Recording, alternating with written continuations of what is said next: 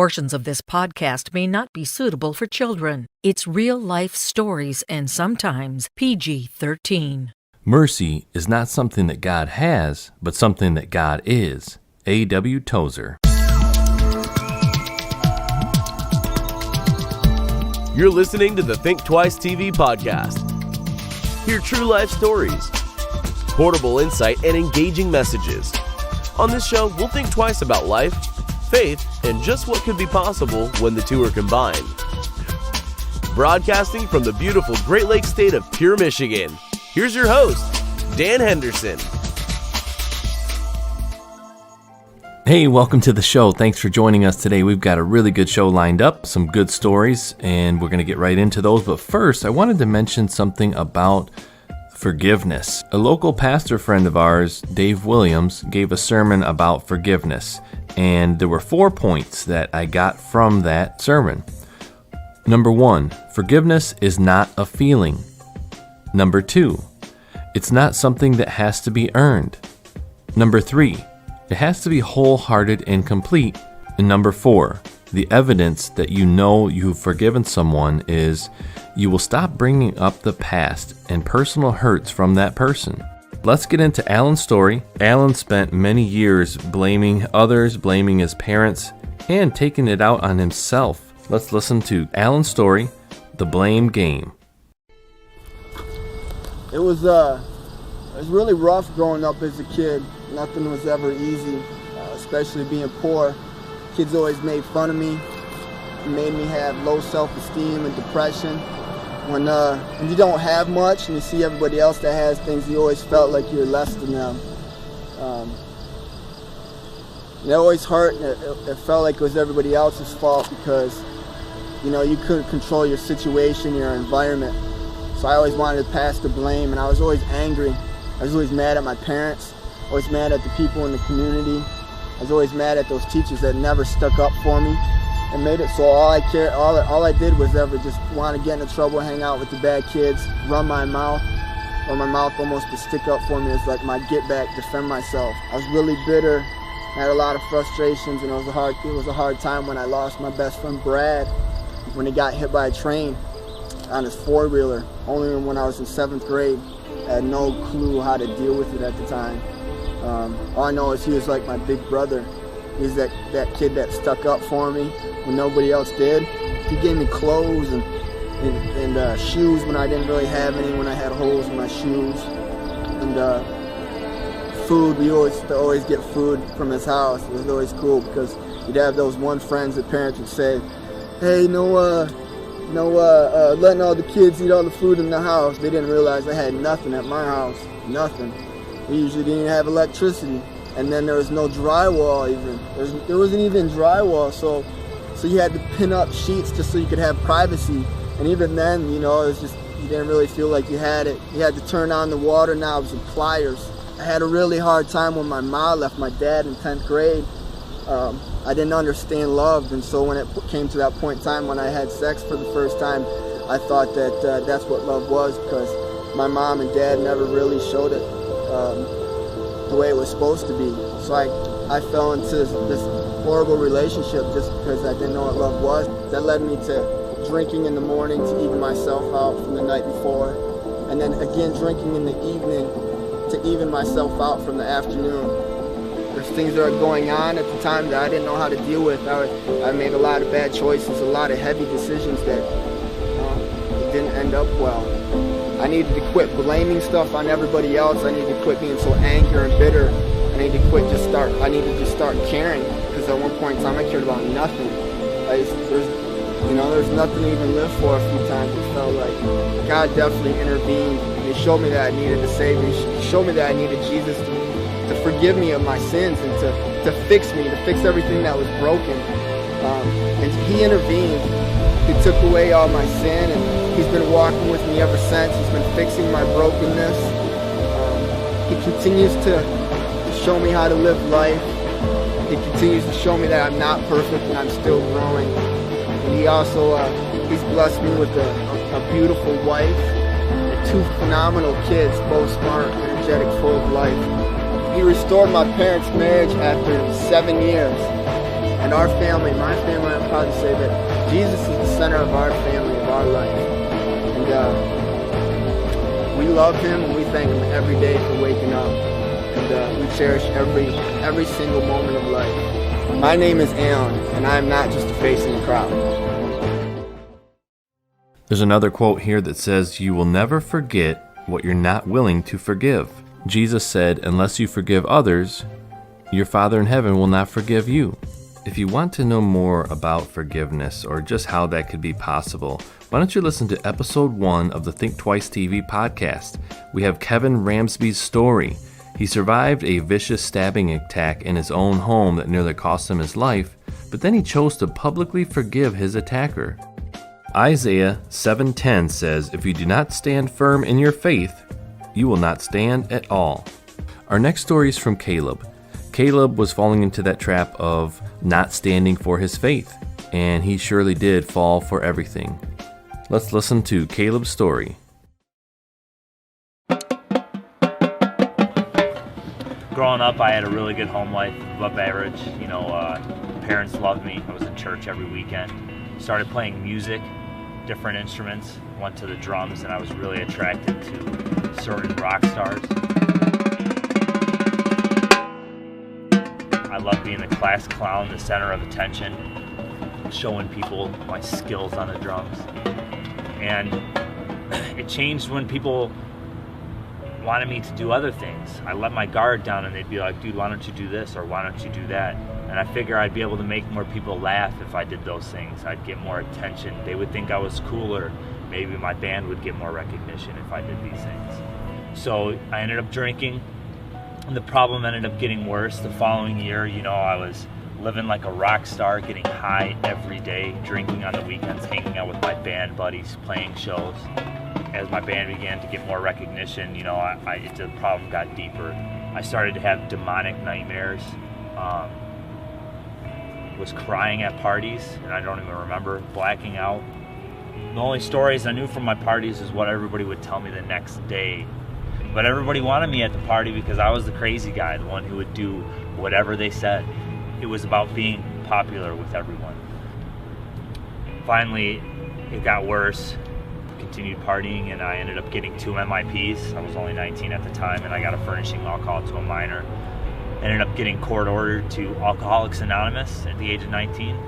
It was rather embarrassing, and I just felt extremely broken. And this is where I finally decided to return to church. And that's when my youth pastor invited me to youth convention, where I got to hear Reggie Dabbs give a sermon about his black box and how everybody has a black box, and mine was filled. It was filled to the brim. And that night I let it go at the cross and released my identity as the popular guy, the funny guy. My identity was going to be in Jesus.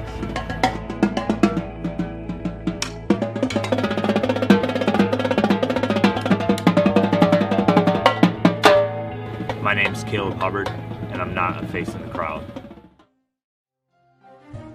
For Caleb, he had a choice to make: continue on the path that he was going, or answer the call of God that was on his life.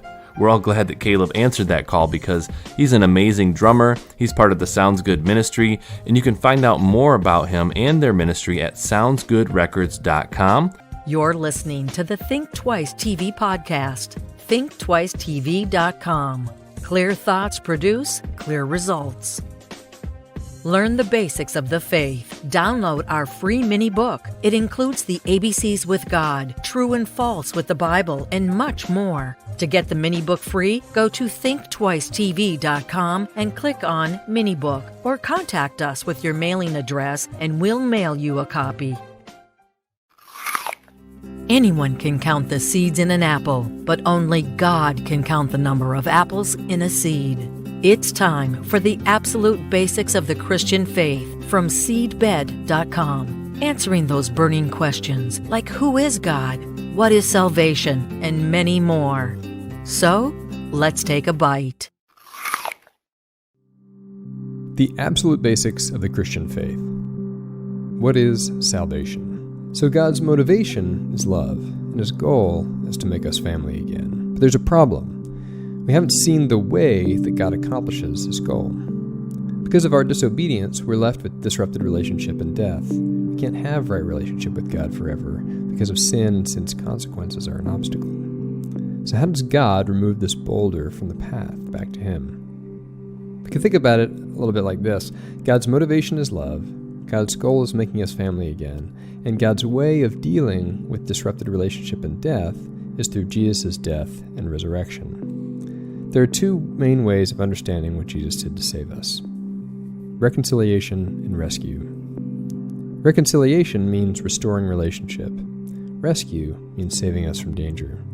And Jesus did both. He reconciled us back to God, and He rescued us from evil and death. So how did He do that? Well, when there's a rift in a relationship, you often have to offer something to make peace. Maybe it's just an apology, or maybe it's a note or a gift. Imagine you went to a friend's house for Thanksgiving dinner, and all the food was laid out on the table, the turkey and the stuffing and the gravy and all the sides and the desserts, and you decide to try out for the first time a magic trick. You're going to try and pull the tablecloth out from under all the food in one swoop, and everybody says don't do it, but you do it anyway, and, as you might expect, all the food tumbles down onto the floor. The turkey and the gravy and the mashed potatoes are all ruined. Now in this case, you really would have messed up, so you'd need to make it up to your friend that cooked the dinner.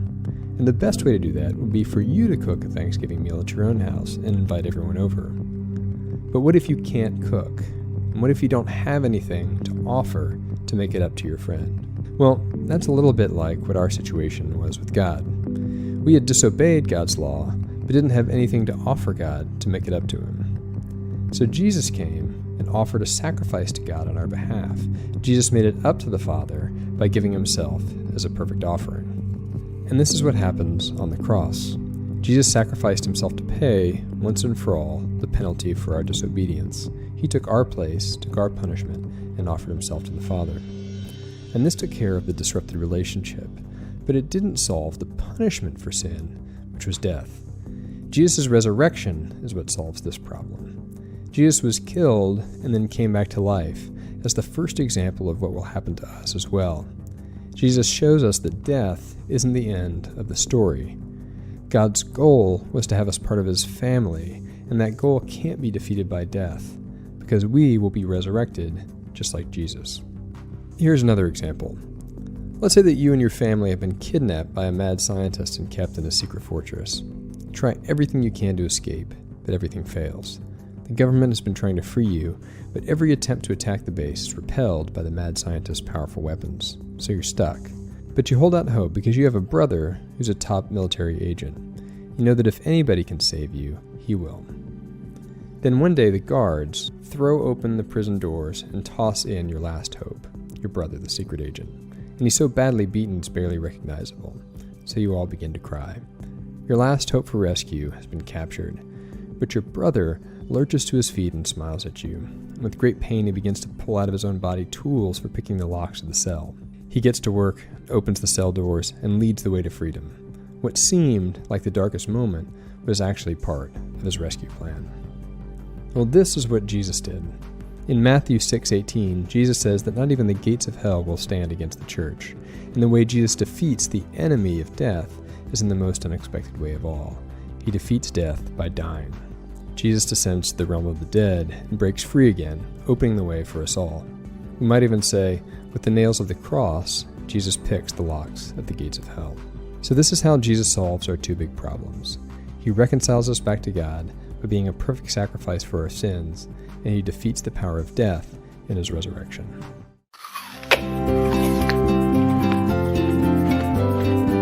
The absolute basics of the Christian faith from seedbed.com.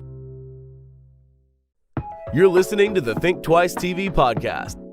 Many of the stories you've heard today are available in video format at our website, www.thinktwicetv.com. Find original videos, true life stories, and content to help you grow your faith at thinktwicetv.com.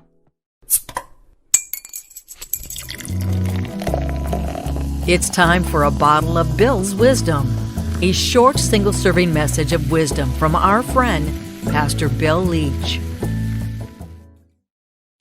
You know, businesses have become pretty creative in developing their signage. Here's some that I've found that I really like. This one in a podiatrist's office time wounds all heals. Or on a septic tank truck, yesterday's Meals on Wheels. At an optometrist's office, if you don't see what you're looking for, you've come to the right place. On a plumber's truck, we repair what your husband fixed. It's true for our family. At a tire shop in Milwaukee, invite us to your next blowout. On an electrician's truck, let us remove your shorts. In a non-smoking area, if we see smoke, we'll assume you're on fire and take appropriate action. I like this one on a maternity room door. Push, push, push. At a car dealership, the best way to get back on your feet, miss a car payment. Outside a muffler shop, no appointment necessary. We hear you coming. I like this one in a veterinarian's waiting room. Be back in 5 minutes. Sit. Stay. At the electric company, we would be delighted if you send in your payment. However, if you don't, you'll be delighted. In the front yard of a funeral home, drive carefully. We'll wait. At a propane filling station, thank heaven for little grills. The Chicago radiator shop, best place in town to take a leak. And the best one for last, sign on the back of another septic tank truck, caution, this truck is full of political promises.